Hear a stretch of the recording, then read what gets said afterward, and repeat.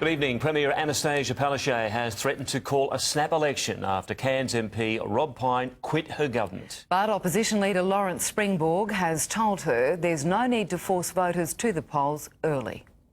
After a summer of discontent, Rob Pyne ditched the party that got him elected. His parliamentary experiences weren't happy. I come back to Cairns and I have a good bath in Dettol and try and clean myself from that process. Mr Pyne's resignation shocked party bosses, including the Premier, who didn't know it was coming. This morning, Ms Palaszczuk was in no mood for further dissent. I will not allow anyone to stand in my way. Will you rule out having an early election? No, I'm not ruling that out. A clear threat to Mr Pyne and fellow Labor quitter Billy Gordon, as well as the two Qatar Australian MPs, not to block her legislation, particularly when it comes to the controversial Adani Carmichael coal mine in central Queensland. And I will not let anyone stand in my way. So if someone stands in your way, you call an early election? Absolutely. We still have a government. We don't need an early election. The 55th Parliament is precariously balanced.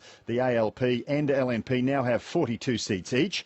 There are two Qatar Party MPs and 3 independents. Adding to the mix, Labor's Pumicestown MP Rick Williams is the subject of a police investigation. This government is genetically incapable of governing Queensland. I'm disappointed with Rob's decision. She's not the only one. Fellow North Queensland Labor MP Craig Crawford took to Twitter, describing Mr Payne's move as an act of treason. Proves he is megalomaniac. This would have been absolutely avoidable if this government had have listened to Rob Pyne and had have treated him with respect. Now, Patrick, is this an idle threat from the Premier?